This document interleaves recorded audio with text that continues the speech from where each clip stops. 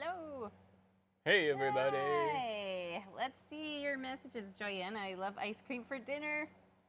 We did that last weekend. I was just like, I'm really craving a blizzard, so we drove 10 minutes and got blizzards. And We did. that was kind of like our dinner that night. Yeah. Sometimes it's okay. It's absolutely okay. Salt marshes are in the house. Sorry, Joanna. Hope you enjoy your ice cream. Yes. And hamster eats cookies. Hello. That's Faith, right? Yes, I think so. Yeah. Yeah. Good to see you on here, Faith. Haven't seen you. I don't think we saw you last time. So it's nice to have you on here. And we'll have some more joining as we go. But for those of you who, when you do watch it at some point, I'm Jenny. I'm Paul. And we are Gogh Art Crate. Most of you guys know that by now. And we're getting, oh, no, we're good. Okay. Now it's high, or we're getting bitrate issues. Oh, okay. Let us know if there's any weird thing with the connection or sound. We do, it's 94 today here, which is crazy, but we have a fan on over here. So Well, hold on, stop for a second. It's not picking up on the mic, so you guys shouldn't hear it. Okay, good. Yeah. Okay, so what? Go ahead and get us started. I'm going to go get the Hi, Marlene. Good to see you. ice pack for the fan. Okay. So tonight I'm teaching this one, the summer bee painting, and I will tell you, I painted several versions of this because I was never, this was the first version I did, and I was never entirely happy with it, but the other versions I painted, I wasn't happy with, like I liked them less. And then it was just one of those things where it had to sit for a while. And then when I went back to it, I realized I actually do like it, but sometimes when you're painting, and you guys will probably experience this too, you don't like it as you're painting, and you might need a few days. It needs to sit and to marinate process a bit. it. Let's go ahead and zoom in, Paul. I'm going to get started on this one. It's a process for sure. The steps are all easy, but there are a lot of steps, and those of you who get the Bon Art Petite box will see that. I am disengaging my footwear. Okay, that it's a bit of a process. So this is officially our last summer painting, because you're painting next. Actually, let's show yours. It's right behind you. Paul's is definitely a fall vibe. We'll be teaching that next Friday, the 22nd. And then after that, it's all Halloween, fall, Christmas, winter, all that fun stuff. So yeah, this one is super cool. I'm excited to do that one. It reminds me a lot of Multnomah Falls here in Oregon. It's Definitely. just missing that lower fall. Yeah, definitely influenced by it. For sure. Did you know that Oregon has more waterfalls than any other state in the country? So. We can't see our chat. Oh. You've got it hidden. Yeah. There Oh, we go. There we go. We're just reading you guys' comments. Yeah, and Good Faith, evening. totally fine. Summertime is hard because there's a lot of outdoor events. Yeah. And so we totally get that. You know, we know that summertime, even late spring and all the way through summer, has always been slow. Even when we had our studio in place, we always had to run like summer specials to get people to come in. Yeah. So no worries. Everybody's busy camping and traveling and all of that And stuff. we are fall winter people, so we get the summertime sadness. We get that summertime. You do too? No, not too Yeah, much. No, for I you- do, because I actually, even though my favorite activity outside of painting is golf, Yeah. I prefer playing in fall and winter to Yeah. summer. Yeah. All right. Okay, so colors, we're going to use our 6 colors that come with the kit, and I'll probably end up adding to this as we go along. We were laughing because we poured like perfect Hershey's Kisses. You see that? It was great. I might have a And- sneeze coming on, so I'm just Okay. giving you a heads up. And you can use your palette knife. I've found as I've Yep, there it is. bless you, as I've gotten used to this paint more, I'm using my palette knife less and less.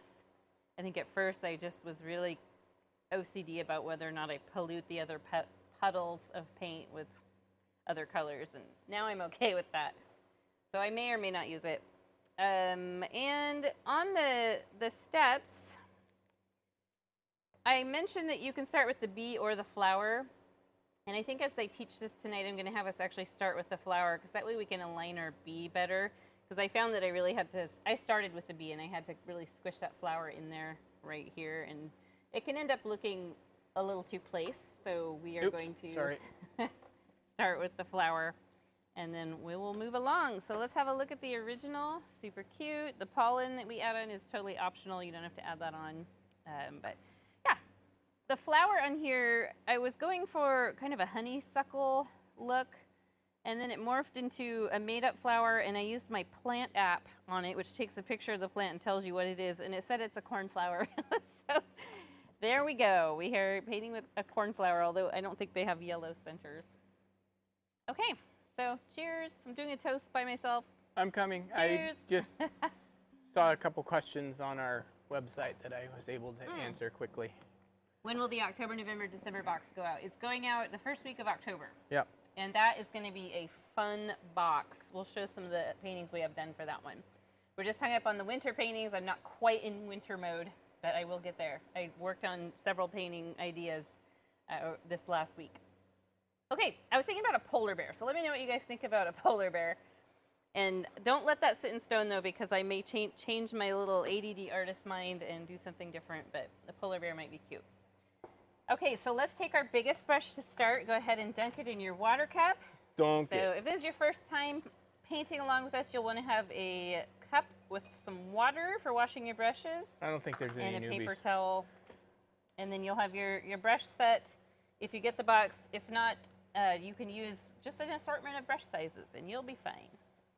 We are going to make a kind of lavender color. It's kind of like a darker lavender. So we're going to mix these two, cyan and magenta, and then we'll gradually add in some white. So I'll scrape this So off. Kim wants to know if there's a reason why we paint the background in later on this one. For me, I just was going for a specific blended look, and I looked at several different paintings and was inspired by them. And so yeah, like step 5 gets kind of weird because we do end up covering a lot of our flower. And it was just I guess the process I was aiming for, and it didn't end up exactly looking the way that I was intending, but yeah, we'll follow along that way. And sometimes it's timing too. Let me scrape off a little white. So in other words, it was just the way the creative process flowed that day. Yeah. Yeah, I definitely don't always do that, but there are times. There are two trains of thought on that, you know. This is going to be a little bit on the pinker side, so a little more magenta. So it's about like that. And for designing the flower, let's tap out an oval. So this is really primarily on this left side, but the flower itself in the end extends into the side a little bit. So I'm just going to tap out kind of a flat oval, and it can be totally messy like this. Everything in this gets redone as we go along. And then for the flower petals themselves, it's kind of fuzzy, like reminds me of like one of the Fry Guys or something from years ago. Yeah. Here you can see in my step 1, we're making kind of a donut shape, and it's thicker here and then thinner back here. So we're kind of getting like a 3/4 view of this flower. So let's start back here and just do some little flicks. So over here, I'm going to kind of go facing up this way. I'm going to go facing up this way here. If it's helpful, you can add a drop of water to your paint. For me, I think when doing this sort of thing, it's nice to have a little water in it. No way. So I'm overlapping my dotted in line, so that won't show. And I'm going to do this back area first. And then as we get in here, you can start flicking downward. We add lots of layers, so don't worry if you can see your dotted line through it. We're going to come back later with more. And these are going to flick out this way. Interesting. Yeah. So pretend you are painting something furry.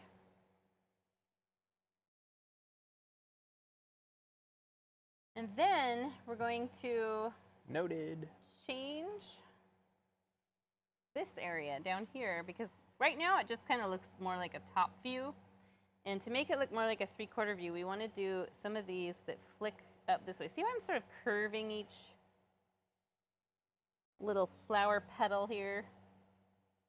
Kind of reminds me of a thistle, like the flowers that thistles get, or like don't Artichokes. Artichokes get, yeah, they get like a purple flower. Well, technically an artichoke is part of the thistle exactly family, what so an artichoke flower looks like. it looks like a thistle because it's part of the thistle So family. maybe it doesn't quite look like this.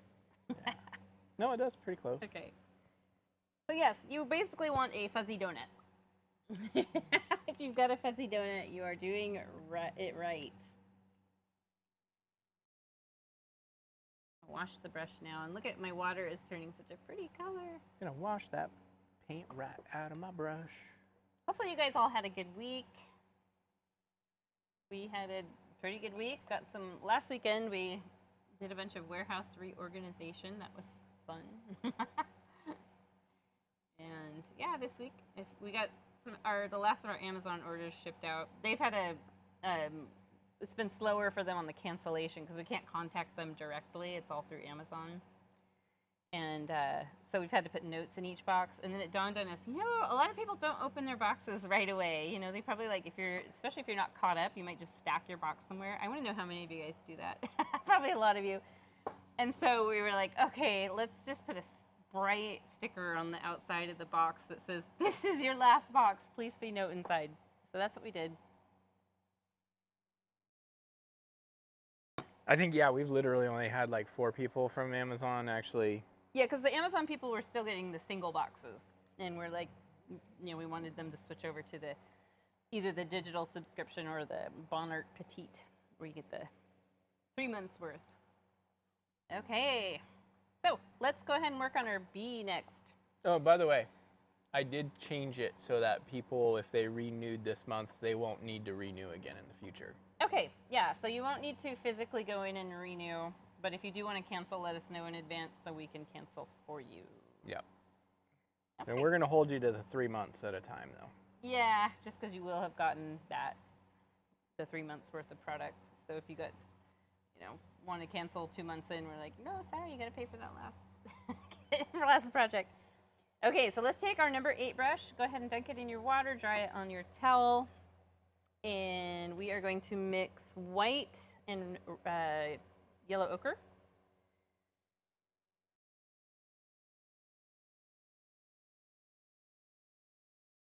Just a light beigey color so that you can sketch out your bee and see it, but it can be blended into the background really easily. I didn't tell you this earlier, but I'm really planning on getting pizza afterwards. Okay. Not blizzards? No, not blizzards. Oh, bummer. We're even right close to the Dairy Queen. We could do both. So Mark, we hope you are healing up if you're here with us. It's too bad about your wrist. Sorry about that. That sounds painful. Wrist break. I've never done that before. I have. Have you broken your wrist? Mm-hmm. Huh. I just did it a few years ago. Do you remember?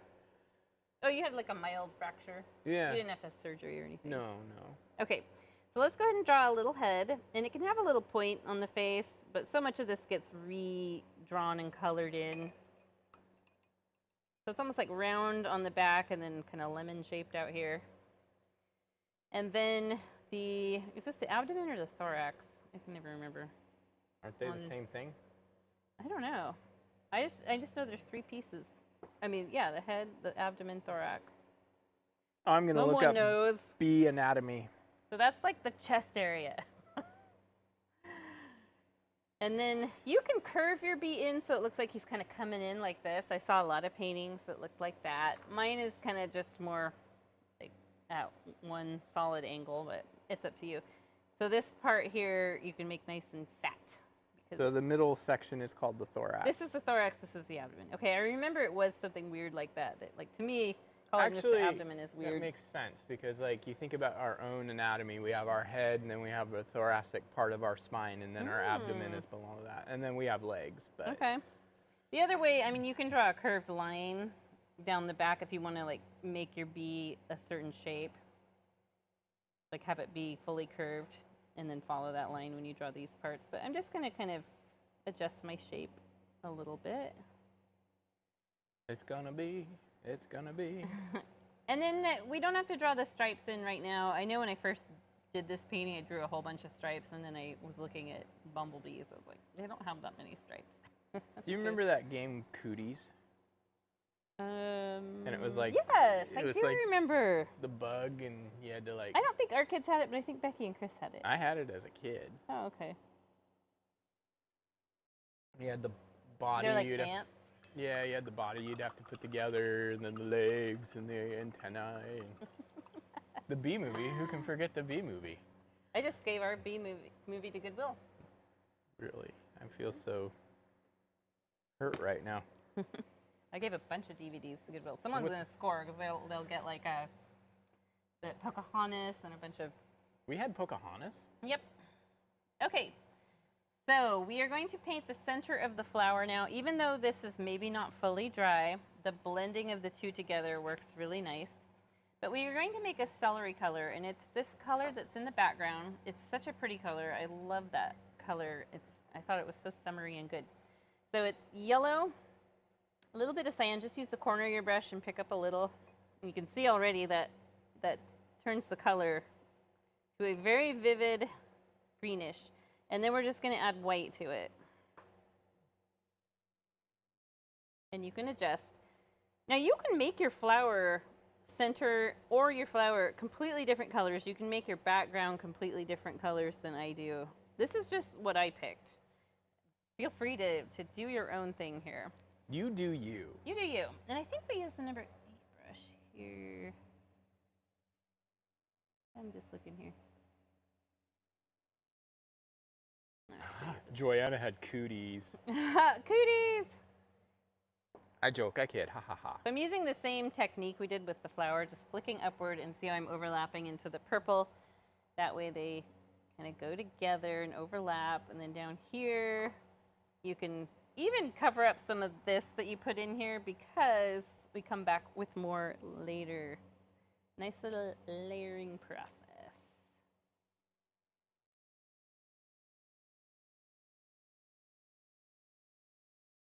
And we'll add more color to this so that it's not just all one color.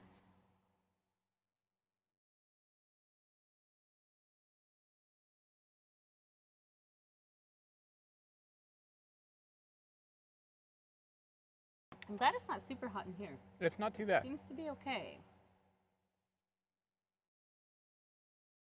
It's really an abnormally warm day for this time of year, and we have been getting down into the low 50s at night. So it does take a while to warm up, and then it kind of cools down quick. So now you can add some contrast to the center right now by just taking a little cyan, mix it with a small portion mean of ochre? this. No, cyan right here. Oh, cyan. You're right. So I you was can thinking sienna. make this a slightly more blue color, and then you can add some of that in here so that you do have some contrasting little fuzzy strands of grass is what it looks like. And we'll add yellow later, but for now this will do. So then you can see it's really two-toned.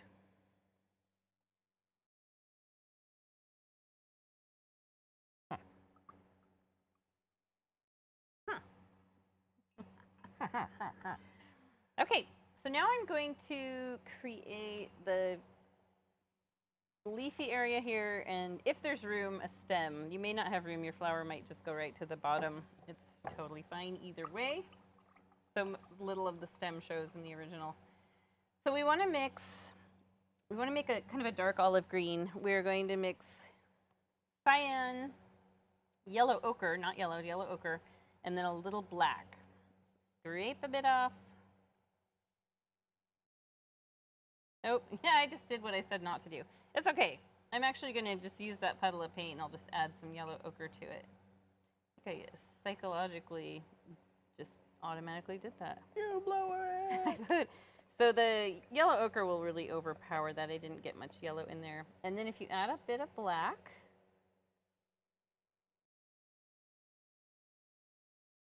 and a little bit goes a long way. A lot of you guys have probably found that out already with learning paintings. So there I've got kind of a dark olive green. And this time we want to come under here using the same brush. Now you can use your number 8 brush if you want. I'm just going to use the largest brush using the thin edge. And this foliage just kind of hugs the bottom of this flower.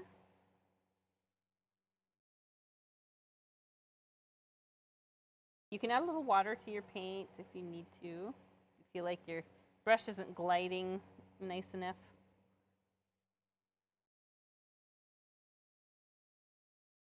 But see how I'm kind of doing it like a mustache. It looks like a fuzzy mustache.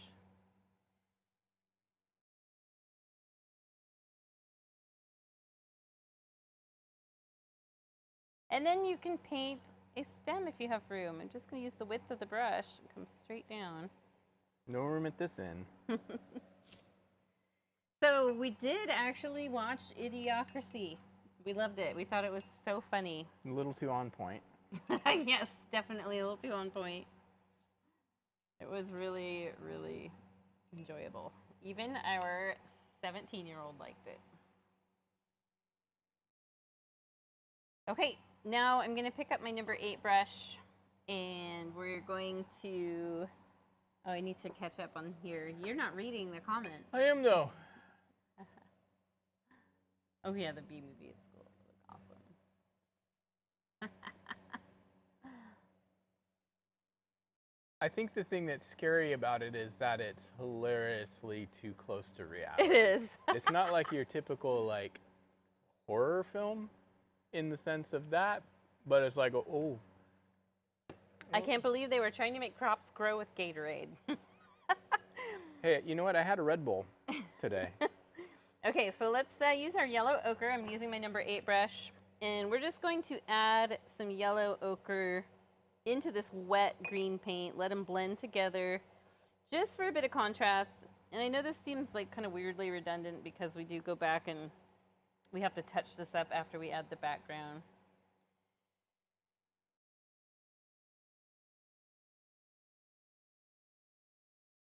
So yes, now the painting I was looking at that I really liked, a lot of times what I'll do is I'll look up ideas on Pinterest.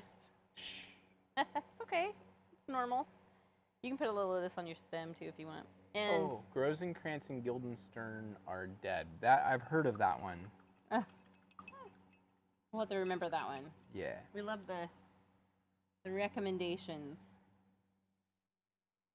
But anyway, the flower was really blurred into the background, and that's what I was going for. And you can kind of see it a little bit, but I think I ended up covering up a lot of it. Yeah, I don't see that. You can see it in one of the step photos, but then I ended up covering up a lot of it. I'm to detail.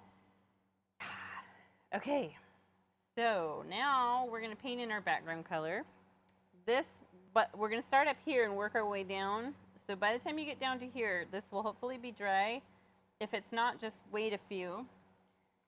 But it'll take some time to get down there. So we want to make a large batch of this color. Now that was your processed yellow, cyan, and white.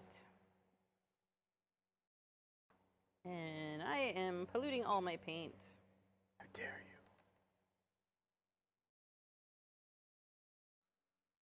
The one I really want to save is my white.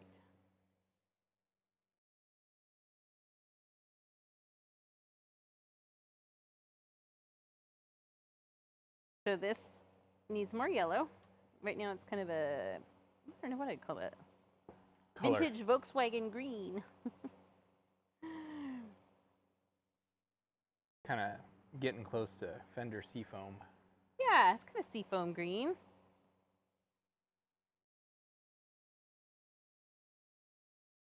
Need a little more white.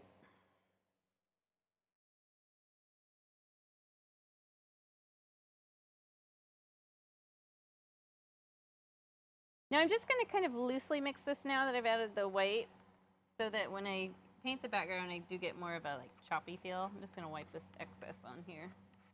Might as well use it. And I'm going to start. Oops, I need to wash my brush because that dark green was still on there. No. My brush strokes go all different directions. Oh, Tim Roth is one of the actors in that. Yeah, I like Tim Roth. It's been a while since I've seen him in anything. So see how I'm kind of moving my hand. If you were able to like slow me down, you'd see I'm kind of doing this as I paint. So I'm flick, flick, flick, flicking the brush all around. And once I get a good batch of this on here, I'll dip the brush in the yellow. And then later on, I dip the brush in and add a little more cyan down here. But you can also dip the brush in the white paint, and you can create a light source. Now, those of you who are doing the next month project with the owl, oh no, sorry, November, that I just posted recently. You're getting all out of whack. This is the same type of background. Yeah, we still have to go through Halloween. So we'll be doing the exact same type of background, just different colors. And I know you guys have done this with us before.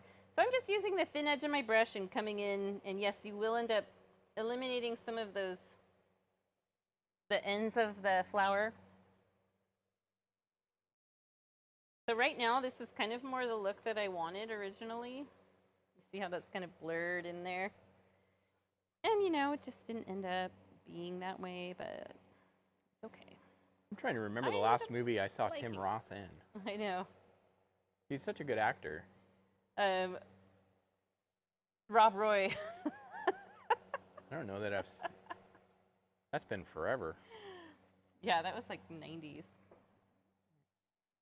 And your dad ruined it. Yeah, he was kind of weird about he came up with this thing he kept saying. He's like, Rob Roy, you're a dirty little boy. And I'm like, where did you even come up with that? And he just kept saying it over and over. So yeah, we can never think of Rob Roy without thinking of my dad doing that. You're so weird. He's an odd one. Suddenly everything becomes clearer and makes sense. Also an artist, but he does painting.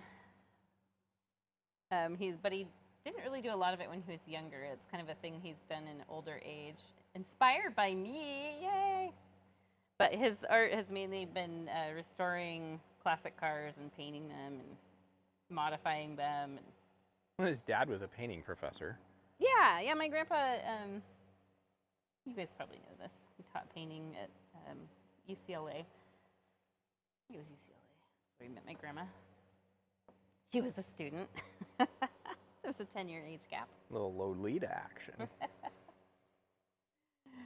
So they both painted, but then my grandma didn't paint a lot because he was really critical, I guess.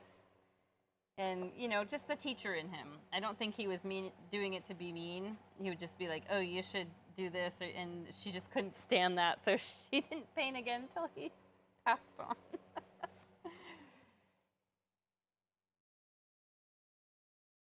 Okay, so down in here, the green is dry.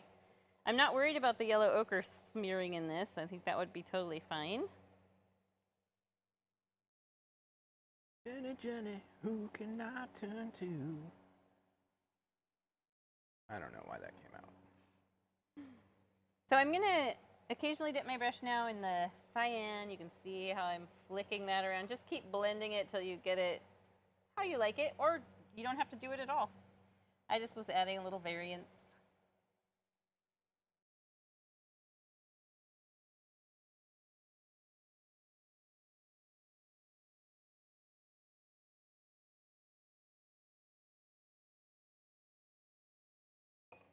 And yeah, you can keep adding yellow.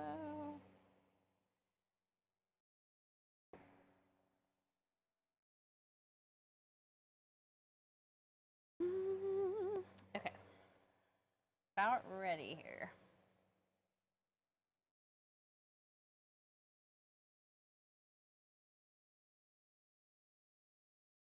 Thank you, Kim. I do like this color. And I think had this been oil paint, I would have been able to get the blended effect I was aiming for rather than this where it's just not quite, kind of blended but not, it looks unfinished.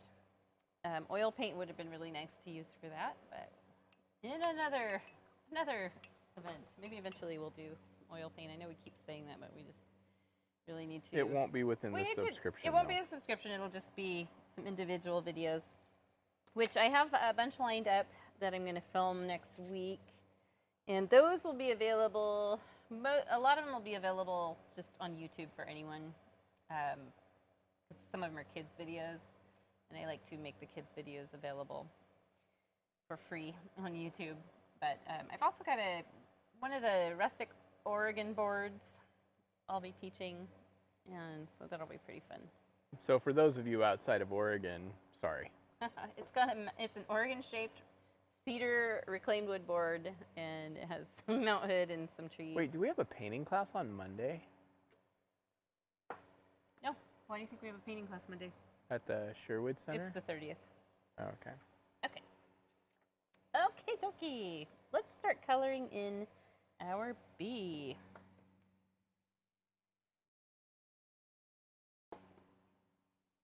I've kind of gone off the steps a little bit. She's off the rails. I'm off the rails. I was telling Paul it's so weird to teach these events so far out away from the actual time that we painted them. So for the bee, we're going to paint the yellow stripes, and then we will paint the black head, and then we'll flip around a little bit. I'm going to switch to my number 8 brush.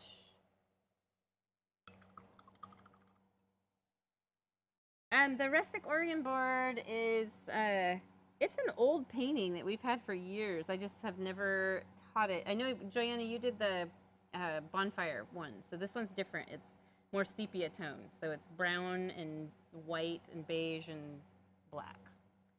And there's probably one up on the shelf over there you could go grab. I'll go see if I can. Have a minute. They're right up there behind my desk. You'll see a stack of them there. And there might be that particular one up there. Okay, so let's go ahead and take our yellow ochre. So that's your dark butterscotch color that I always call raw sienna. Ow, that was my toe. And let's go ahead and just fill in the bottom. Which Go one right is to it, the Jenny? edge. It's the mount hood one. The bottom of the thorax here. And then you can kind of sketch out this middle stripe. Everything is going to get kind of changed around. You can fill that in. I'm just dabbing my brush. I want it to have kind of a fuzzy look when it's all said and done. And then there's the last one here. And then the tail will be white. And we can build that tail out further if needed. So this is the one that will be, oh, this is even by you, Paul. I know, that's why I picked that one. Yeah, this is the one I'll be teaching a class on YouTube. It will be free for everyone to watch. And I even have a few Washington boards from years ago. I found them the other day when we were cleaning out the warehouse. So if anyone lives in Washington and wants to do, like you can do this. And you know, it'll the be funny right thing there. is, Here you go. that's We got our, one right up there. yeah, it's in our background. And I bet those of you who live in different states can find state cut boards. Just look on Etsy. Paul used to make those, but I actually order them from a wood shop out of state. I just don't have time. He doesn't have time. Wash the brush. Go for your regular process yellow, so that's your bright yellow. Let the two colors blend. So we're going to start wet on wet right here, and then pull that out. And a lot of this gets reduced down. They become much smaller stripes. And we add more color for shading. You can bring that yellow down in here and just let them intermingle. Whoops, well, that'll be fine. Oh, shoot, we're painting bee.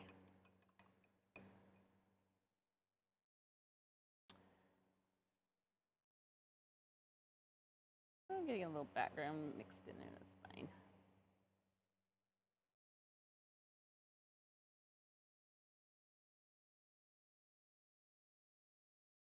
So go right to the edge of your beige outlines, and then with the black, we'll go right to the edges as well.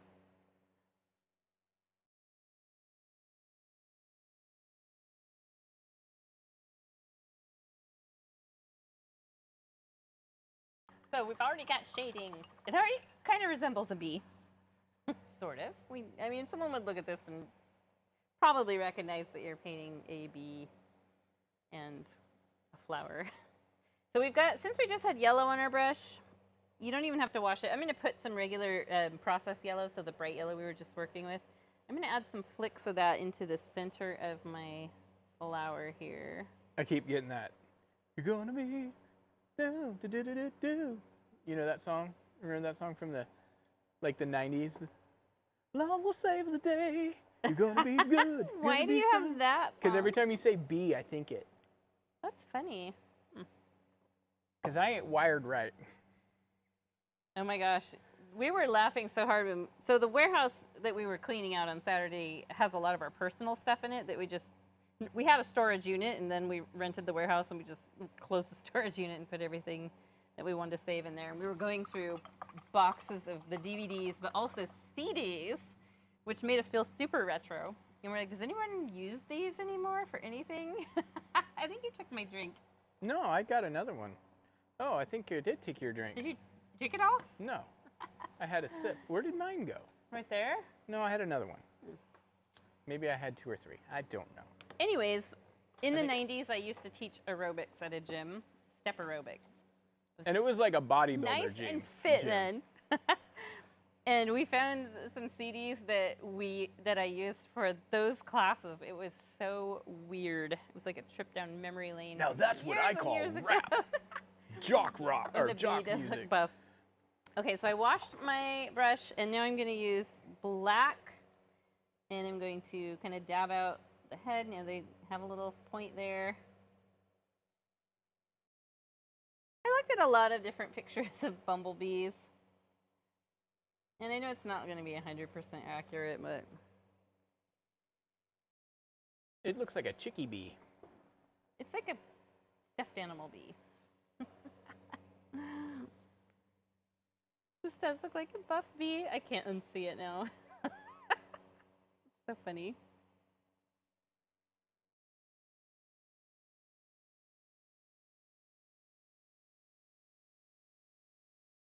Oh, the hardest thing to go through was the DVDs of movies that we had when the kids were young. The Pocahontas movie I actually bought before we had Greta. Because I loved Disney princesses and the art. And I wanted Do you remember to we draw took them. Becky to see that at the drive-in? Did we? Yeah. I kinda remember when she that. was little. Becky is my niece. And she Who's is now like 35. 33 or 34. Yeah. Actually, she's got to be older than that. How old is Becky? Was she born in 90? Yeah, Yeah, so 90. she's 33.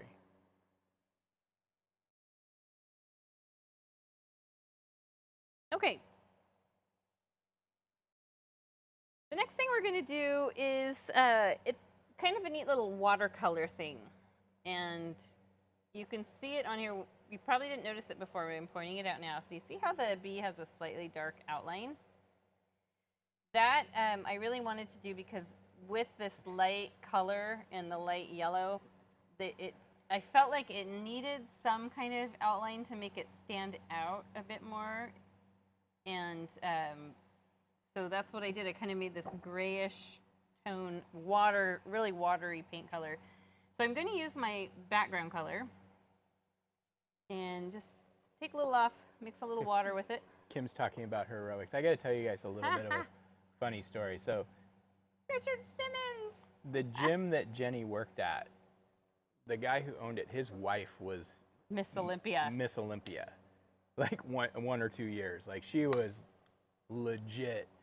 And there would be these international, like top-ranked bodybuilders that would come in for like the last month or two before a big competition to work with him. Yeah, the guy who owned this gym was known for getting people cut to the way they need to be for the shows. So yeah, we were constantly surrounded by like, oh, there's the guy who's on like the Weeder. Yeah, so the guy that used to be on protein shake. that was on the Weeder bottles back in the 90s, he Mixing used a to little come in, black with and I this. kind of ticked him off one day, and I was like, You're just this punk 19-year-old. but I think I could have outrun him. Yeah. Definitely. Because that was back when I was playing baseball, and he was only about 5'6". That's why he got so big. Okay, so this is the color you want to shoot for. Something in this range. It can be a little grayer, so I just added a little more black to it. I'm going to add a little more water to it, so we want it to feel like you're working with a watercolor. But I have a lot of paint on my brush right now, a lot of moisture from mixing it all together. So I'm going to dab my brush off and then just redip the very tip of the bristles. And I'm going to test this out and see if I need to add a little more black. I think I'm okay. So we're just going to outline along the top edge here of the yellow part. And you can kind of flick outward into the background to sort of give the idea of fuzziness. Let's zoom in, Paul.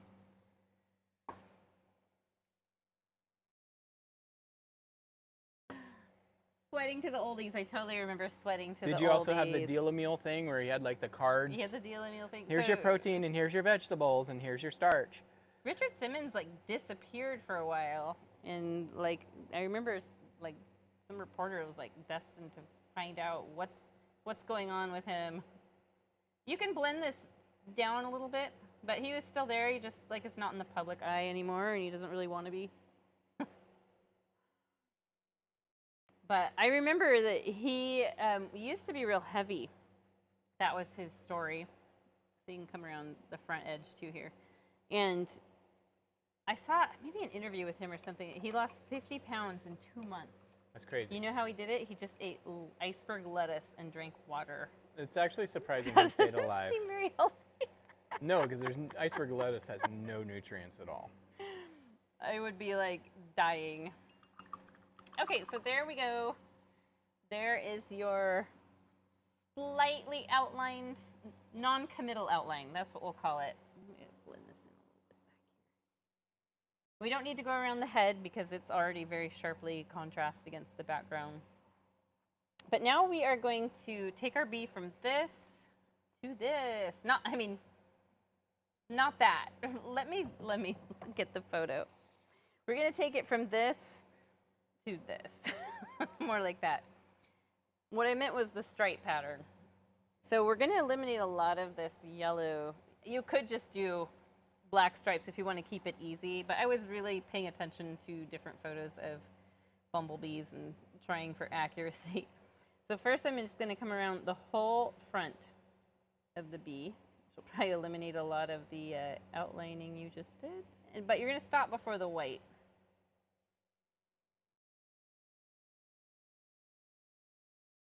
And then I'm going to come down here so it's almost like he's wearing a necklace. Like you're coming down at an angle.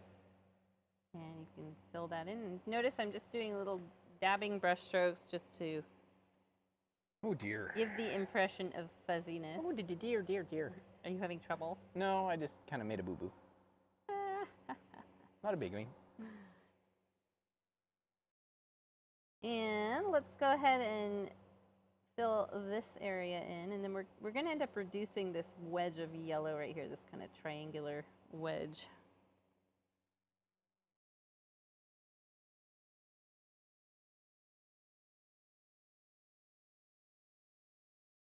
We do come back later and make these look a little more fuzzy and detailed, but for now we're just kind of getting the color on there and just dabbing it in.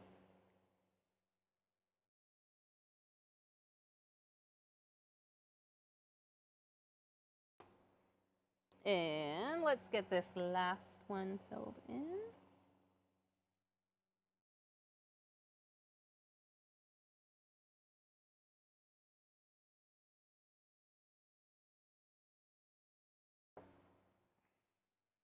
And now we're going to reduce a lot of this yellow because they do have a lot of black, more black than yellow actually. So what I'm going to do is I'm going to do this little curved line here and fill that in. So it goes from a triangular point to more of a rounded, smaller shape. I feel like it could be even smaller.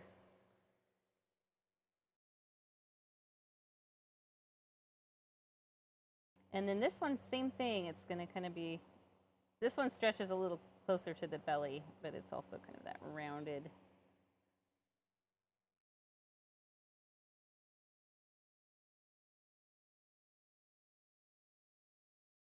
And then finally, let's see. Let's get a picture. So back here they have a little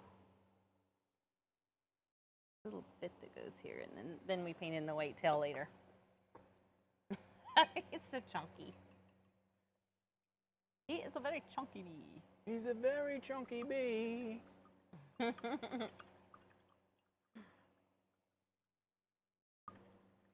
So we'll let that dry, and then we'll be able to come back and work on it a little bit more and finally paint that white tail in. But let's talk about going back to our flower.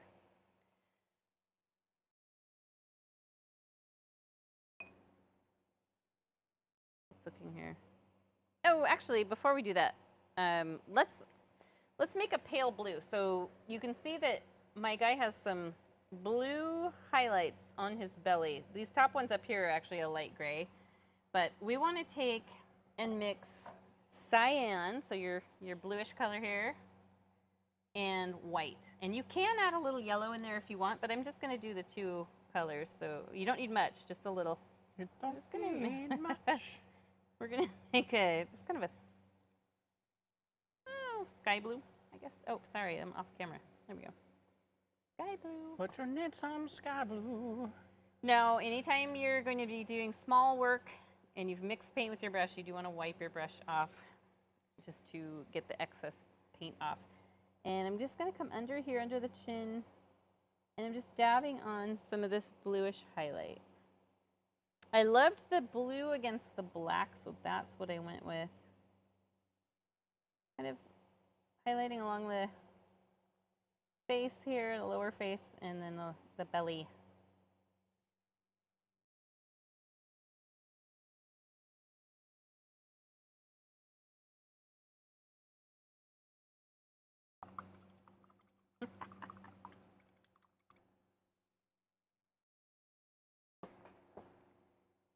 Okay, now let's move on. So we're going to move on to step 6. We are cruising through this actually, but we'll spend some time detailing the bee because right now he's just a blob. He looks like a bee, but definitely not anywhere near finished. My angle of my bee is different than the original as I'm looking at them together. This one's a lot more angled outward and this one's more upright.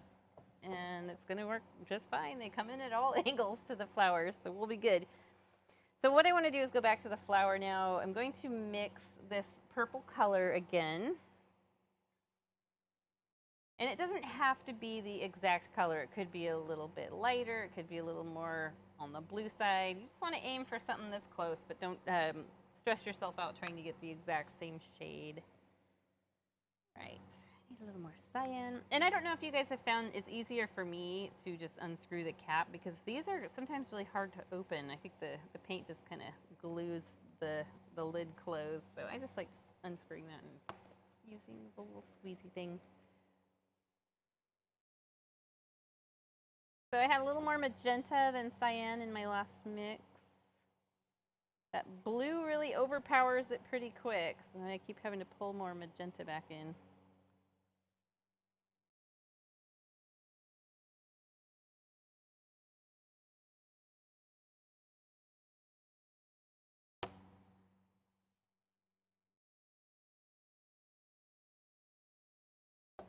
Ooh.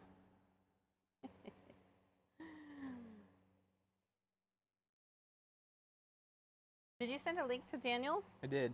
Oh, he's just not able to join tonight, maybe. He might be working. We like him for entertainment value, too. That's pretty close. I think I want it a little lighter and a little pinker.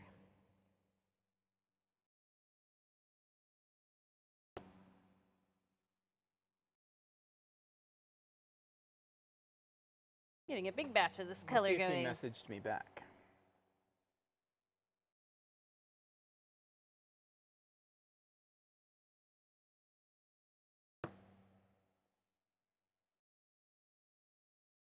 He's still at work. Ah.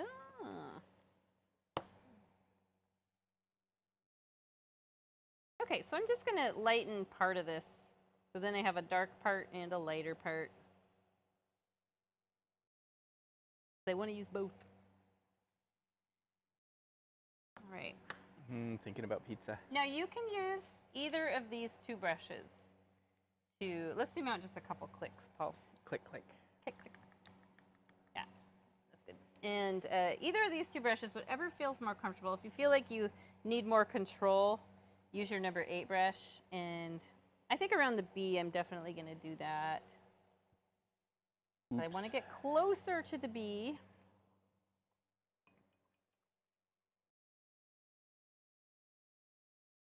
It doesn't have to touch the B, but if you want it to, just bring like what I did. See how I brought it right under the B. So if you want it to look like your B is actually sitting on the flower, you can do that. Just make sure you balance it out over here. So if you do a really long side here, you want to make sure that this one is also equally as long.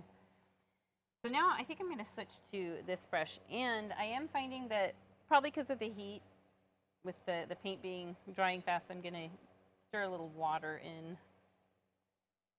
And I like doing that because then I feel like I get a much more fluid brush stroke when I'm doing something that's a little bigger like this. I'm needing a bigger brush stroke.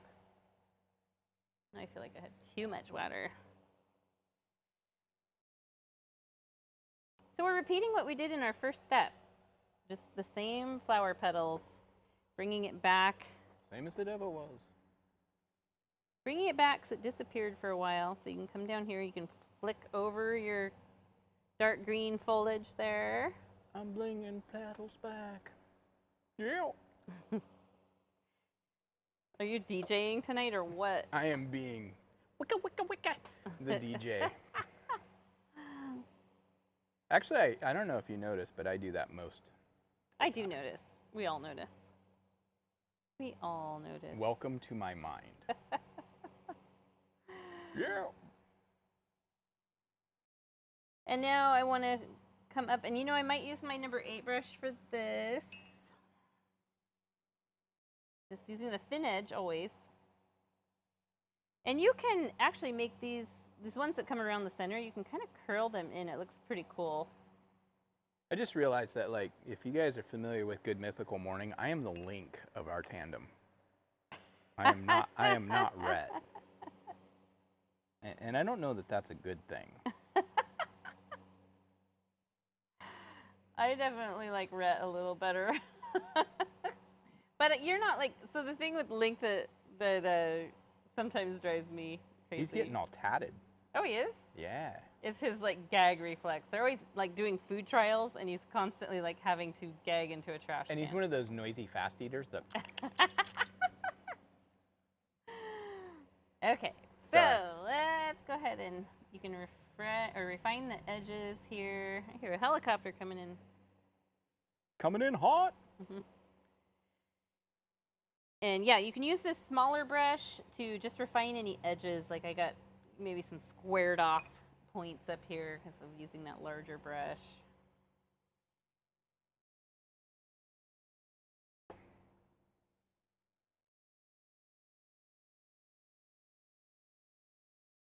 Yeah, I'm trying to decide if I want to bring the flower to the bee. Now, what I don't want to do is I don't want it to make it look like, and this is kind of hard, you don't want to make it look like you purposely like placed things.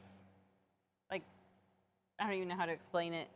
You probably can come up with the better words. I don't know what you're trying to explain, so. Like painting the flower up to the bee. You don't want it to look crowded, I guess is the right word. You want it to make it look like the bee is kind of closer to the viewer than the flower is. But this is what I'm going to do. I'm just going to leave it like this. And now I'm going to bring in my lighter purple. So I like how the original has some pinkish in it. So I'm actually going to stir a little more cyan or magenta into my light color.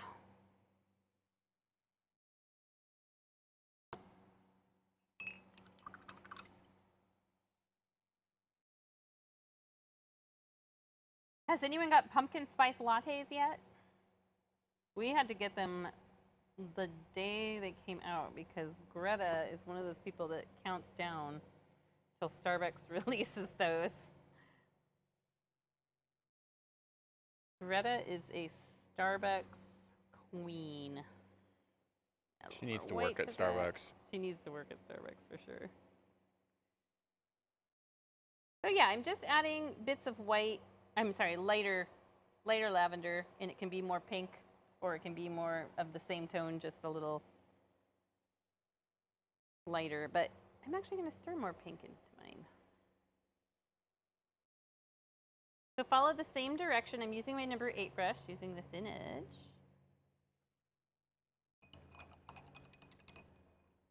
You guys all went like all silent.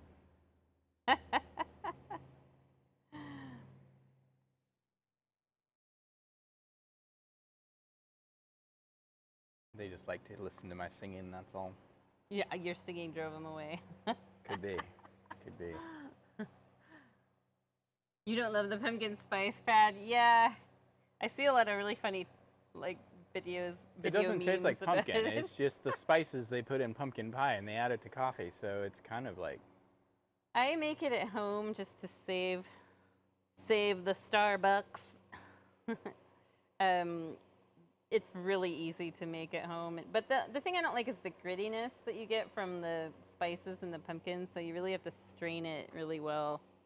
Now I will say that the pumpkin cream cold brew is a different animal. Yeah, that's pretty good. I got one of those for the first time today. That is sweet and delicious. And I'm not a pumpkin pie person, so. You know, I used to like pumpkin pie a lot more than I do now. Don't you think it's kind of like one of those desserts, though, that's like, it's the stigma of it. It's like, oh, it's pumpkin pie.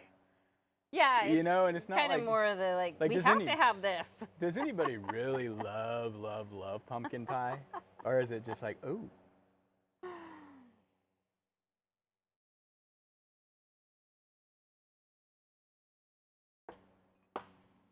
All right.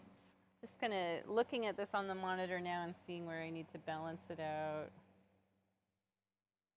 Looks pretty good. Pretty good. Slightly different color than the original, just a little bit. I do want to clean up this part now, particularly just the ends here. And so we'll want to make a color similar to this one. It doesn't have to be exact, because if you ever look at flowers and foliage, there are multitudes of colors that make up the whole thing. What am I looking for? No, I'd use yellow ochre. Yellow ochre and cyan with a little black.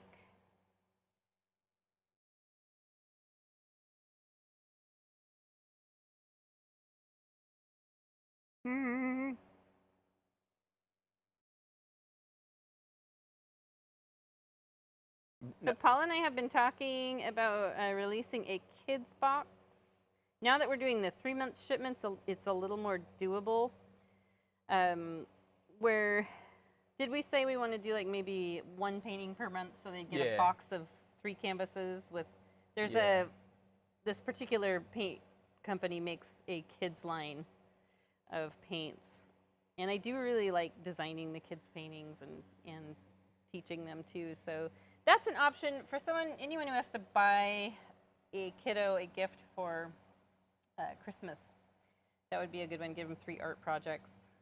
And I guess we have to figure out what we're going to price that box at. But yeah. Okay, I stand corrected. Joanna loves pumpkin pie. Oh! But is it your favorite pie? I'm a pecan pie. Pecan. Yeah, I'm curious if people pronounce it pecan or pecan. I've heard it all different types. So I'm using this dark green and my number 8 brush, the thin edge, and just cleaning up this area, particularly focusing on the ends that got covered. I feel like cyan sounds like a red color.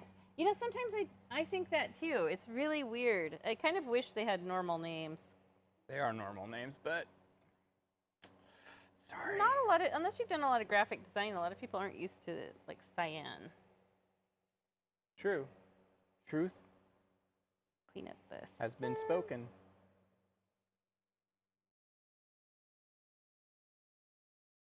This thing is getting big. So now I want to go wash my brush and I want to go back to the yellow ochre which I need some more of.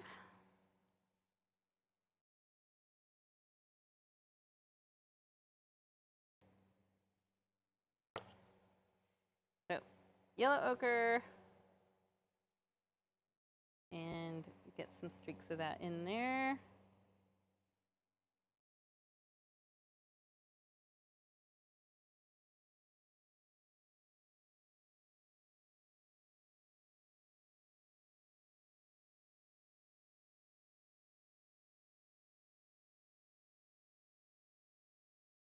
And you can bring some of the green foliage up in here too. I've got green mixed on my brush, so I'm just using what's left on there. My flower's getting extra big as we go along.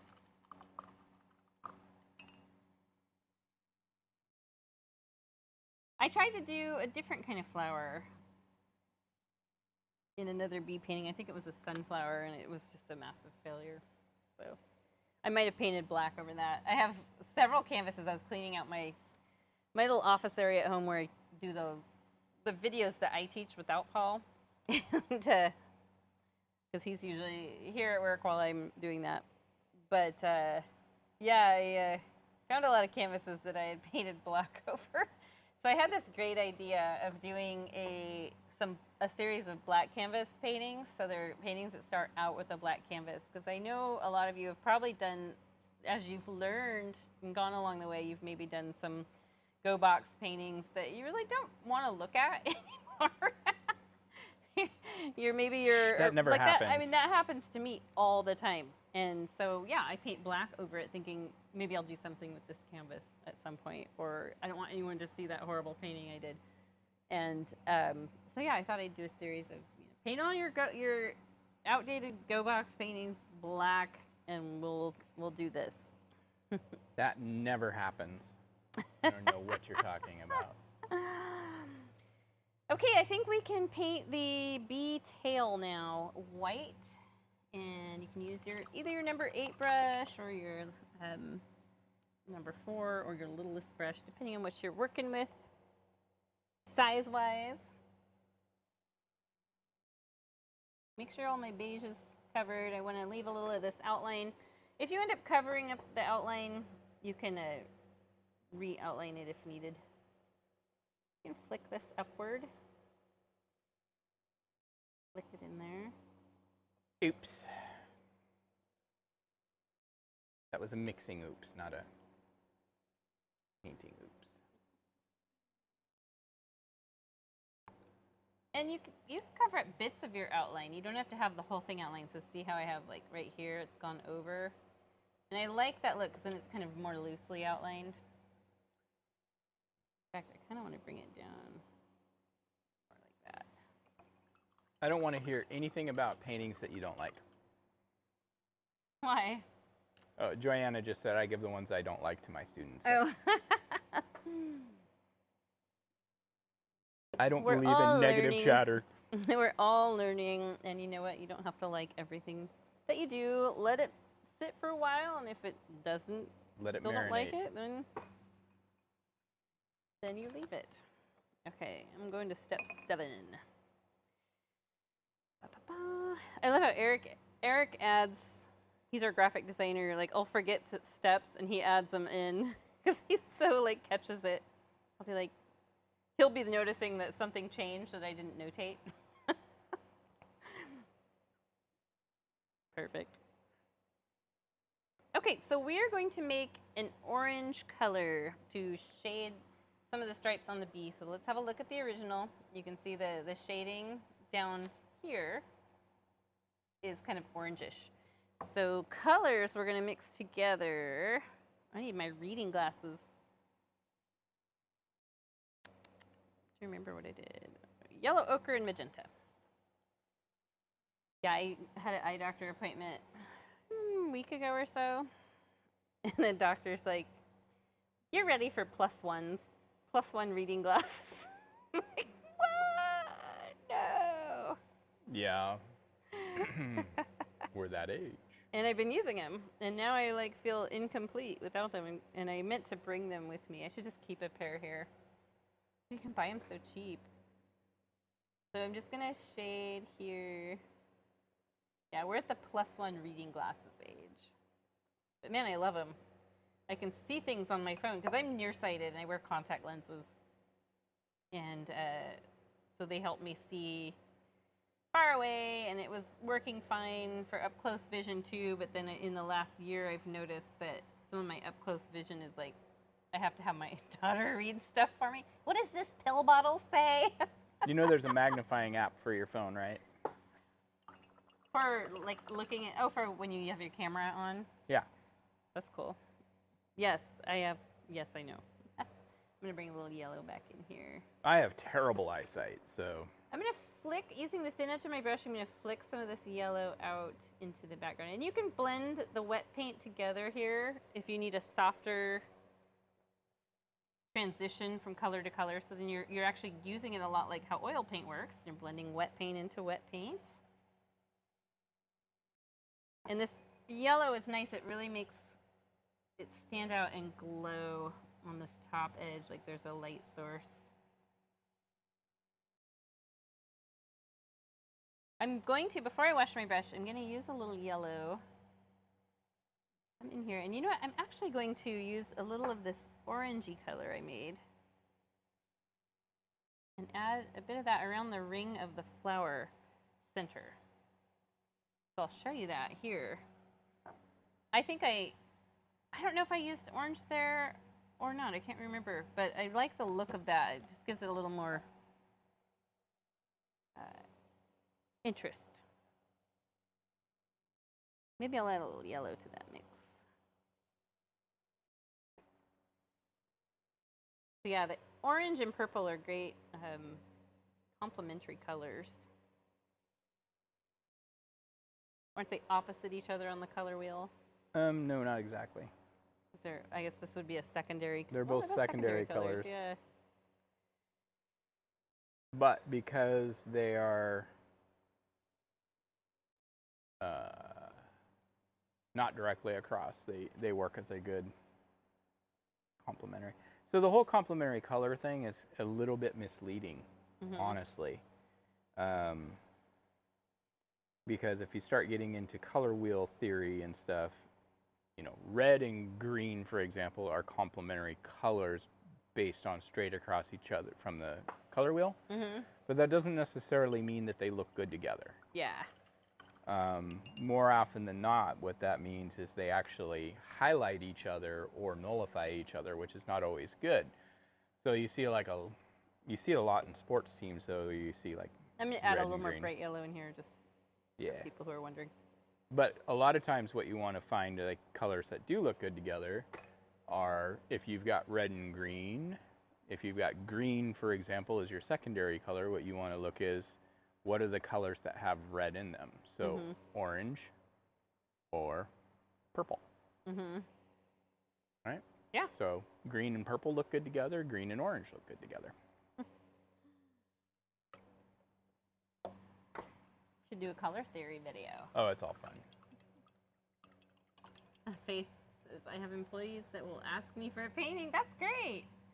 That's awesome. Yeah, you do such a good job on your paintings too. I love seeing them posted. Okay, so one thing you can do, and I know I'm totally skipping around on the instructions here, but while we're working on the center of this flower, this one does have a little bit of green added to it, and that's 100% optional. If you like that look, you can use, there's a couple different things you can do. You can use cyan and yellow mixed together and make a really vivid green. This is probably, it's pretty bright, so you might add either more yellow to that or maybe even a little white. And I'm just sort of speckling that into the center, doing little hair-like brush strokes, flicking the thin edge of my brush upward. And it's just extra detail that adds a little more interest to the center.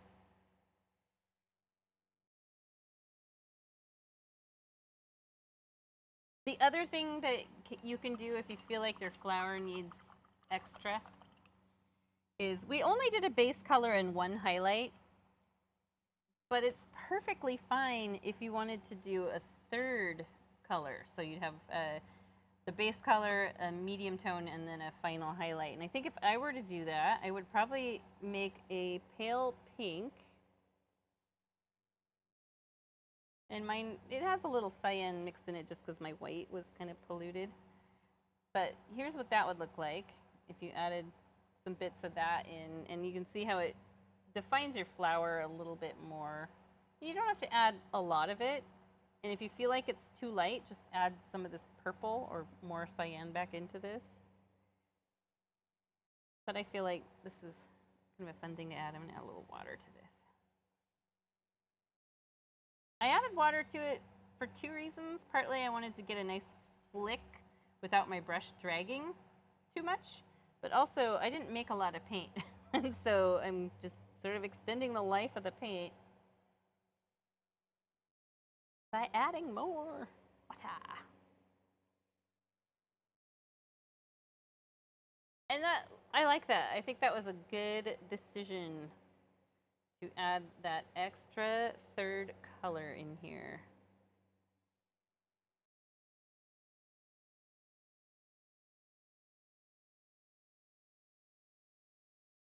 Yeah. Okay, so our flower is pretty much done. We aren't going to do anything else to it other than add some white dots on top when we add the cottonwood floating around in the end, the fuzzies. So it's all bee now. And what are we going to do here? We did the white tail. If you feel like you need more highlights on the lower side of your bee, you can do that at any time. I put a little bit of the background color on my brush. That's a good color to put in here if you feel like you need more, because it's basically the background color. Oops, shining on it. So I got a little drop of water there. Look at that, now it's gone. Magic. Oops, I totally put my instruction page in my paint. Look at that. Look at that.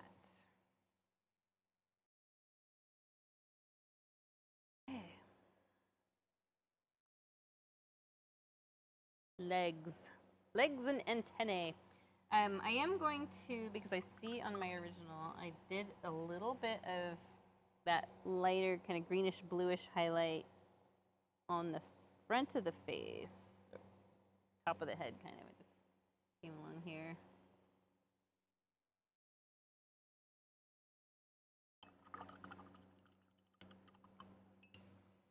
Before we do the legs, let's make the black part of our bee really fuzzy. So, Paul, can you grab me a paper towel? I want to wipe off the back of this so I don't get my paper towel is destroyed. My paper towel.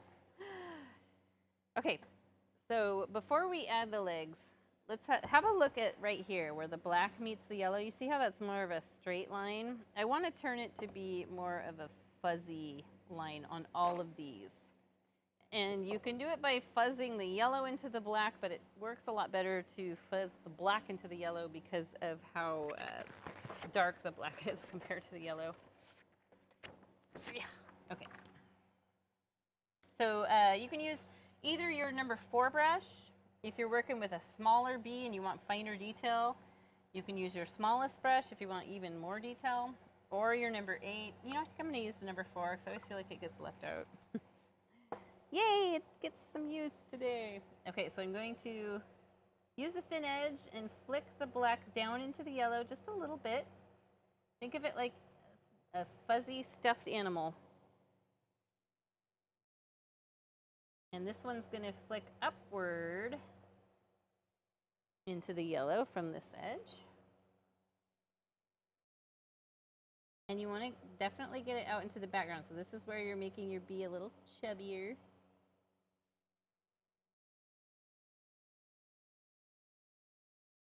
And then we'll do that on this one too. Start right in here.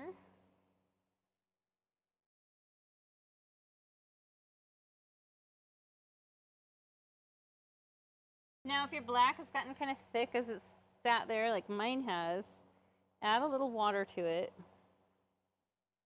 Just, what I usually do is like here's my puddle of black. I just pulled some aside and added a little water to it.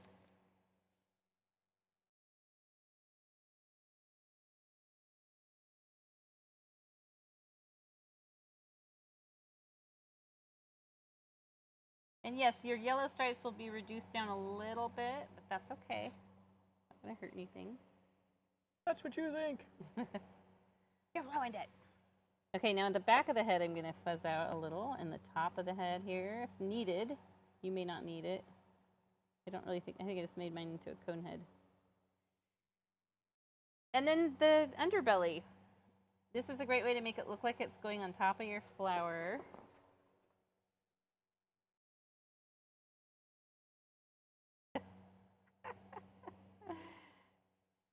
My bee is getting so chunky. It's pretty funny. He's a chonk. I don't like how this scoops in right here, so I think what I'm going to do is I'm actually going to bring the head out a little more. Mine looks like a fishing lure.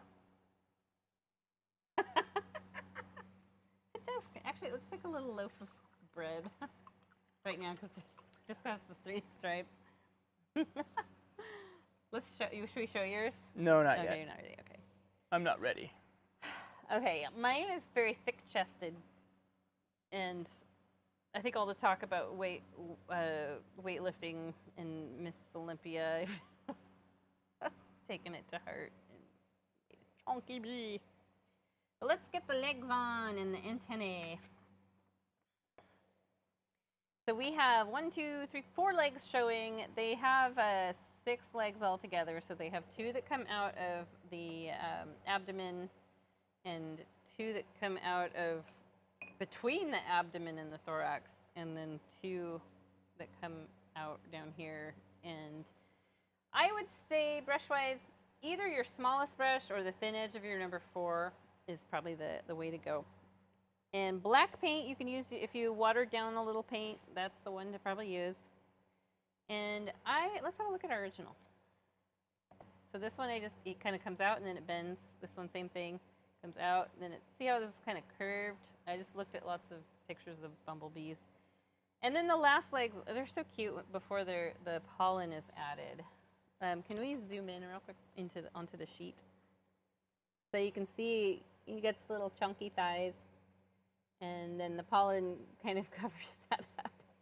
So you can decide if you want to leave the chunky thighs or add the pollen. Okay.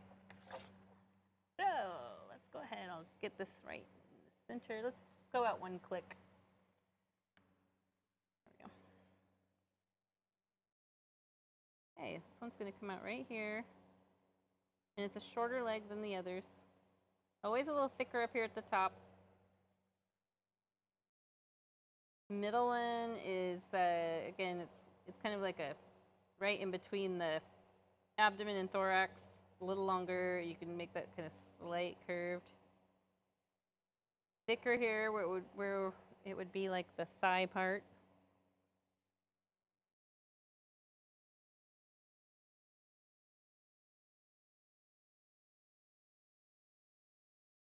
My bee looks like he needs to visit the gym. Mine too. I'm going to make this a little thicker. Mine too. Let's make him thicker. And then finally, the last little legs. I like to make them sort of hanging down because looking at pictures of the bees, they were so cute with their legs hanging down. And so it's just going to come down like out of this area. And literally just hangs down like gravity's pulling it, but then you can do those thicker thighs, bug thighs. They would be bumble thighs. Bumble thighs.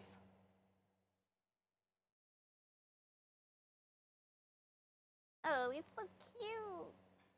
And then the other one is going to be it's on the other side of the bee, so it can be a little small. It can be a little smaller. And maybe a little shorter because it's further away, but yeah, they're pretty close to the same size. Okay, you can zoom out now.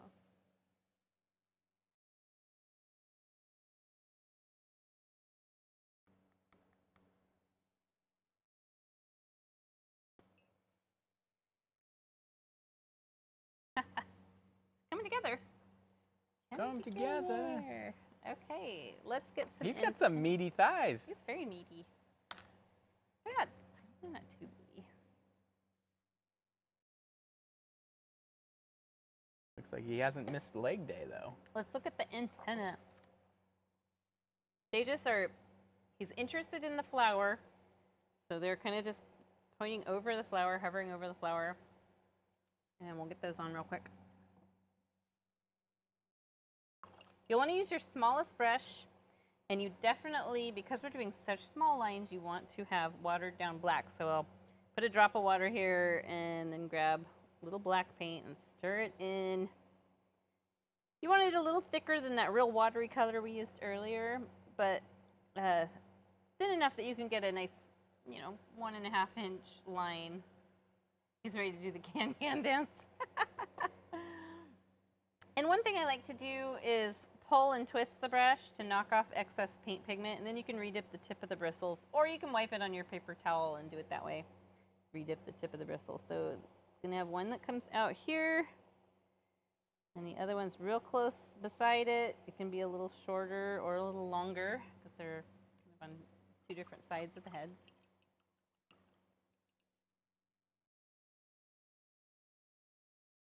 And then we are going to make the highlights on the back of the bee. So let's have a look at those. So I mixed a kind of medium gray and highlighted the back of the bee. So that makes the black furry part really shine, like the sun's hitting it. And that allows our legs to dry just a little bit and the antenna to dry. And then we'll work on the wings. So let's mix up a gray. That's just black and white. Probably I'll use my number 8 brush. And I might need to give myself a little white. Look at that palette. It is a work of art.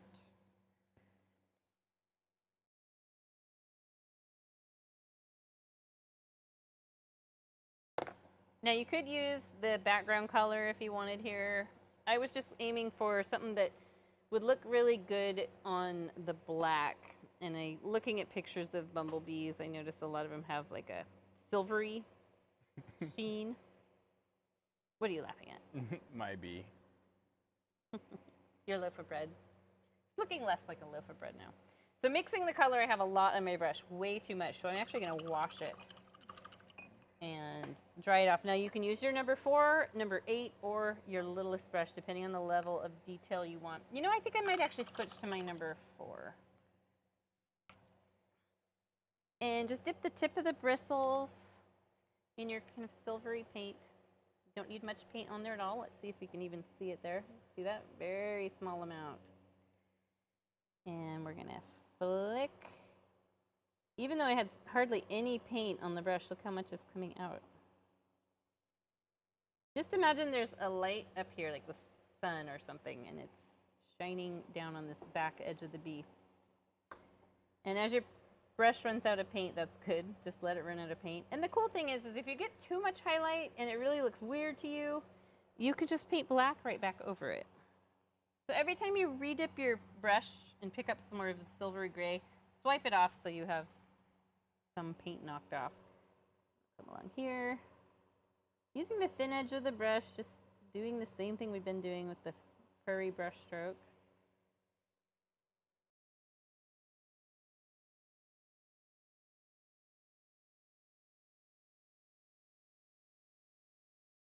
And it just sort of fades out. So if you end up with too much light right through here, just wipe off your brush and take some black paint and come back in and just sort of fade it out by tapping on it. Right here, I need to do that. There. And now we can paint a little suggestion of an eye. The bees, if you've ever seen like microscope pictures of them, they have really big, kind of scary eyes. And I just did a highlight. Just a simple little highlight right there in white. I'm going to take that, and so we can pretend there's a big eyeball there, but we don't have to sketch the whole thing. We're just sketching the part that's highlighted. He looks angry. Let's see, maybe I can change that expression. I'll round this out a little. He still looks angry. He still looks angry. He's an angry bee. He's an angry little bee. Call me bee one more time. So the black here is actually dry already for me. Like I can rub my fingers on it and not pick up anything. This black paint that's on my fingers was here already. And so I could actually go ahead and paint the pollen ball on. It's optional. The legs look really cute without it. I kind of like. Maybe he's angry because he's hangry. I'm not a huge fan of the pollen. The pollen ball. Pollen sack. I'm going to show it because I have it on there and some people might want to paint it. But I think, what did I say? I think I just used not raw sienna, yellow ochre, but I think we could actually mix a tiny bit of white with it. Yellow ochre. Yeah. Let's see what it, oops, my sleeve got caught. Let's see what it looks like with just the yellow ochre. Either your number 8 or number 4 brush is fine here. And it's just. Bye, Kim. Bye. Thanks for joining. Take care, Mark. We'll see you next week. So just add a little ball of pollen with just the yellow ochre. And it may or may not need a second coat. If you've got room to add one on this one, you could have that. Oh, it's got a little butt now. Look at it. Looks like he's wearing a thong. A little leather thong. He is. That's so funny. Oh, he's so cute. I want to highlight the legs. Totally optional, but I did do it on the original. Let's have a look. So you see I have a little bit of a blue highlight. It can be your background color, or you can make a light blue with cyan and white. So the same color I made earlier right there.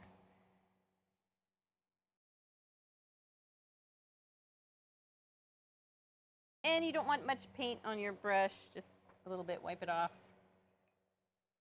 And just get a little highlight on the kind of the top edge of the legs. This one too. One back here. Anywhere else you feel like you need more highlight, you can definitely add it at any time. And you can take it away by using black paint.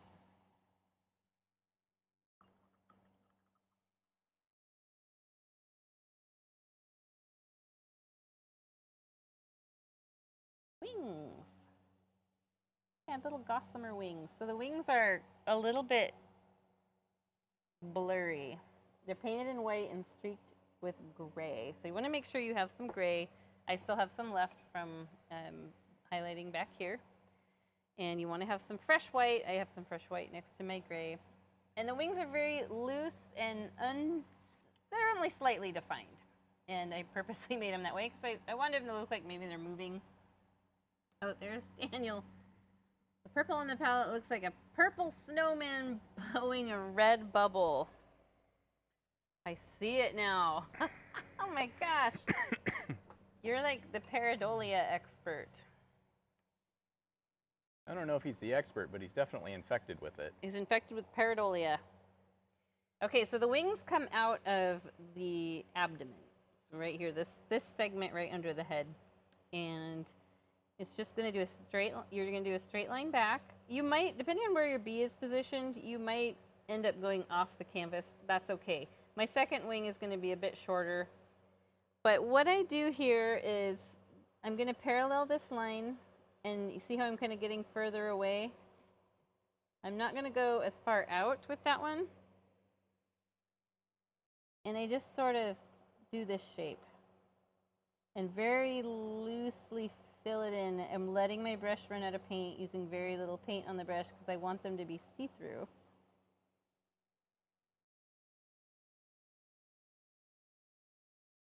Oops, I'm slightly off camera. Just catch that, Paul. I'm painting. And then the other one, you want it to go at the same angle, so it needs to match this angle. And it can be a little shorter, and you can do that sort of scalloped edge. I feel like I need another scallop in there. Ooh, scallop sounds good.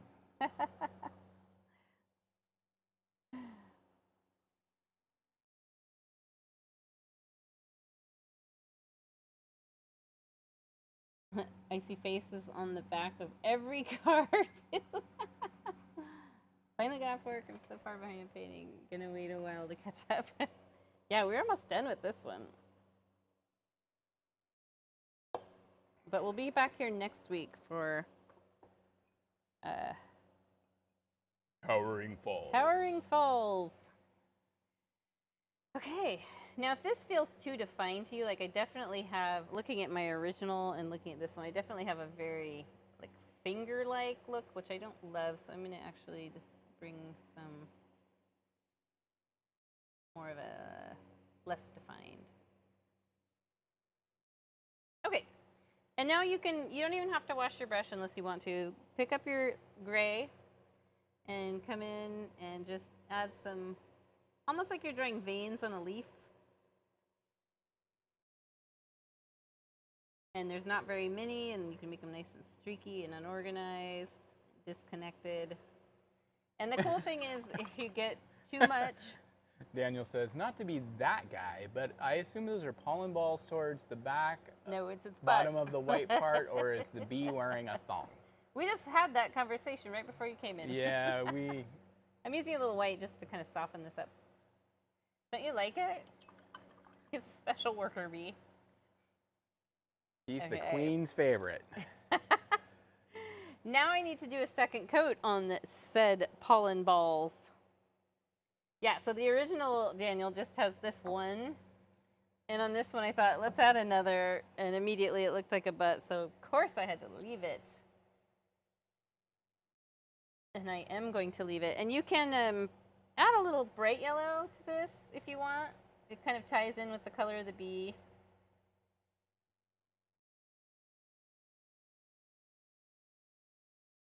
Bee butt. I love it too much to change it.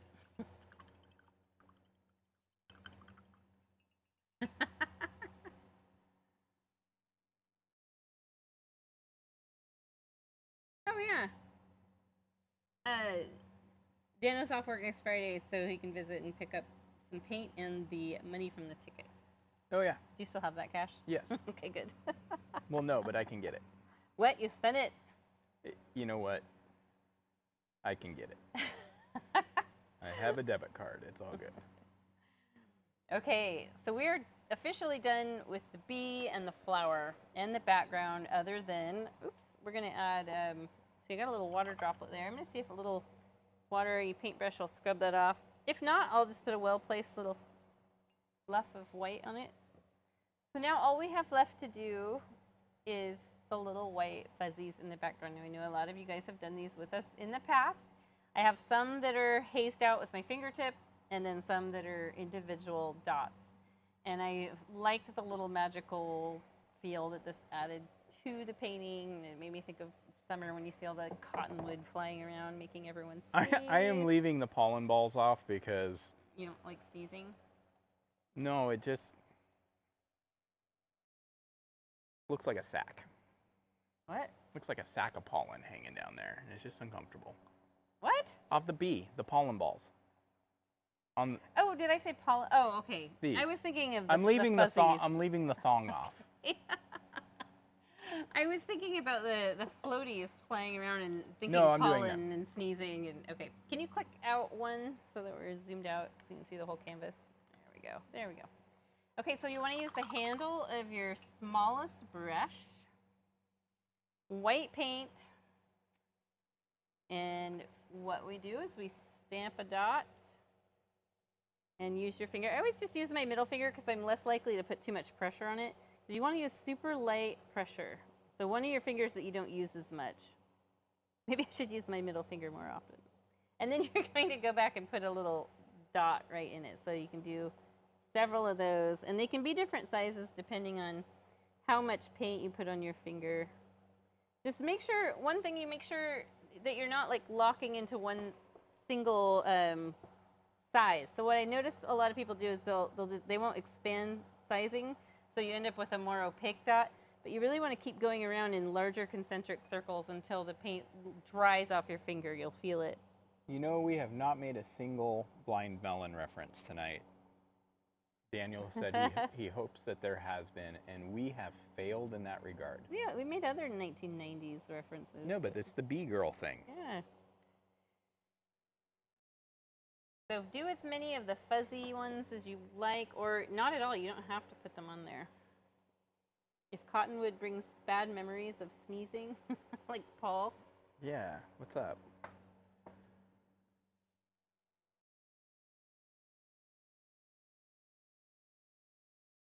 And then I just will go back and make sure I stamp a little dot in the center of these.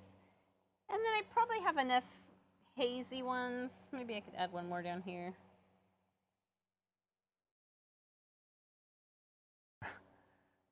I'm lost. And then you can add lots of little dots everywhere. And make sure that you put some maybe over the B. Not too many. You don't want to compete with that eye highlight. But put some over the flower.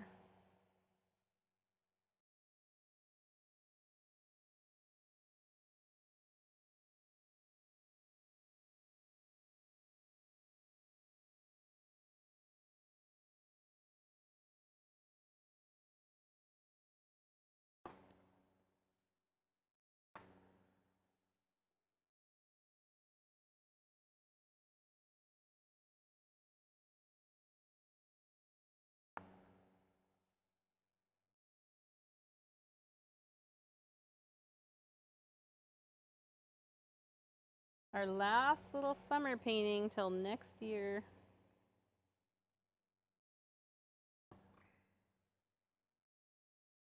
Got a couple spots where I got water, my grayish colored water dripped on the canvas. So right here, I've got one, and I could just stamp a little dot there and make a fuzzy orb and cover it. This one is less noticeable. It'll just take a little dot. But other than that, unless you want to add anything else, you just need to sign it. I'm going to sign mine in purple because I have a big batch of that purple paint still fresh. And it'll kind of tie in with the flower. Oh, I signed my original with purple too. Thinking the same.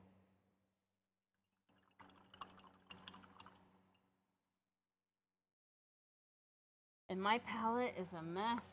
My fingers are a mess. Everything's a mess. Look at my palette in the end. It's its own little work of art. And there's the snowman.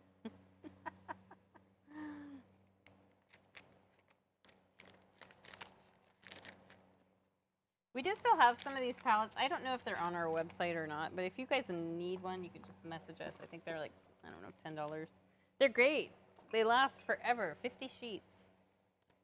Well, all I can say is my B is kind of vain.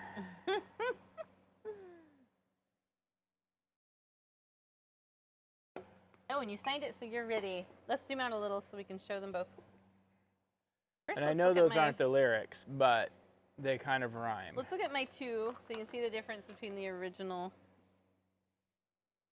Slightly different color of flower. You need to zoom out. I'm trying. Come on. There we go. Whoops. Slightly different color of flower. Definitely a different angle to the bee, but basically the same painting. Looks like they're done by the same artist. Imagine that. Now let's have a look at Paul's. I'm not real happy with mine tonight. Why? It's the I flower. think it's cute. It's got a like neat, like darker feel. I like your flower. I feel like the angle of your flower is really nice. Your bee is so fat. He's not fat, he's big boned. How much you bench?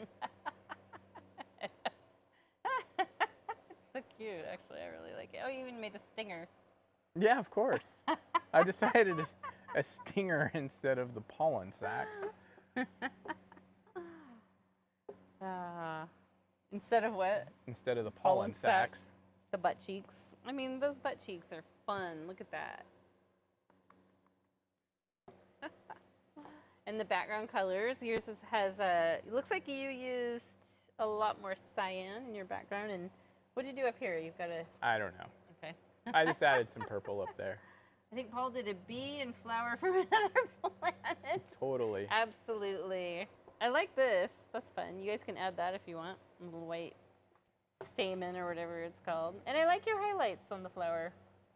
Yeah, it was I spent almost all my time on the flower, which is kind of why I'm a little disappointed in it. It got too soft and fuzzy and not enough. Flowers are really hard to paint. I am not a good flower painter, and I've discovered that over years. And I always want to Arnold Schwartz bee. That's a good one. Paul's bee looks like a potato bug, and a bee had a baby. It's a roly-poly. He's got big eyes too. Yes, what big eyes it has. Well, they have huge eyes. Really, like this was just supposed to be a highlight of a much bigger eye, but you could even, if you don't like the eye on yours, you could leave it totally black. I've done some bee paintings where there is no highlight in the eye because you don't, when you see a bumblebee out in the wild, you don't see its eyes. So technically that highlight is not accurate. Neither is the butt. Yeah. But yeah, I like them both. I like the shading. Cool. He's coming in for landing. The better to sting you with, my dear. Thank you, Marlene. Let's show what we're doing next. So we showed the falls, but let's show it again for people who joined in later. Towering Falls, since we've got it right here.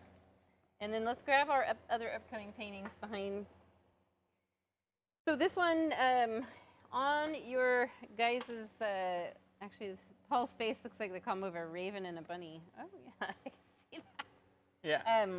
The original on the photo sheet that you guys get in your box is missing. He added more trees afterwards. Yeah. So bonus material. Yeah, we get bonus material. And then after that, we'll be doing the sinister black cat, which you can turn into a nice black cat. He's not really sinister, he's intense. I got inspiration from a TikTok video of a cat that's looking at a candle. It's just so funny. And then we've got Spooky Hollow coming up. That'll be fun. I'm actually really excited to do this one. I was excited. I liked your haunted house last year too. I really like, as much as I'm not a big fan of like horror movies and stuff like that, I actually like doing the spooky paintings. Yeah. So grab the November ones too. I brought those in. We might as well show them all. Show them all. The ones we don't have yet are December. Maybe those will be a surprise. So then in November, you'll get this cute owl. Well, that was my pocket. And I know we've done a Sawet owl before, but it's been maybe 3 years, 2 years, maybe 2 years. It's the one that's sitting on a pumpkin, and this one's, I feel like, a little more detailed. And then we've got, what is this one called? I can't remember. Hint of Winter? Hint of Winter. Yeah. Hint of Winter, yeah. So you've got fall foliage coming down, and it looks kind of icy with the mountain, but also warm with the color. You get a good balance of the warm versus cold colors. Yeah. Cool colors. So there we go. That's it. Let's go back to our faces. I like doing animals. So look at it. I was noticing. I was like, oh, these two could almost go together. And you just did a bee. It's a bug. So we go bee, cat, owl. Yes. And maybe a polar bear. And polar bear in December. We'll see. Depends on how it comes together. Let's bring it on back. Bring it on around. Yeah. What time is it? It Here, is 7:14. Okay. Yeah. Cool. So we went, about our normal time. Yeah. Awesome. So. Yeah, a little short. Yeah. I'm surprised. I thought this one would take a little bit longer, but I think it just the details are steps are pretty easy. There's Certainly. a lot of them. So. All right. Well, we will be back here next week, same time, same place. We won't be dealing with the extreme heat next week. Nope. Hopefully next week not. we should be kind of our normal lower 70s, upper 60s. So. Yep. September 22nd. And. Ooh, the day before. Yeah. Hayden turns 23. Day before our son turns 23. Yeah. So thanks again, everyone, for joining. Thank you for your support. Always. We love seeing the same people back here again and again, and we just love chatting with you. Thank you so much. We do indeed. And we'll see you next Friday. We'll see you next Enjoy Friday. your weekend. Bye, everybody. And I awkwardly look off to the side and click. Bye.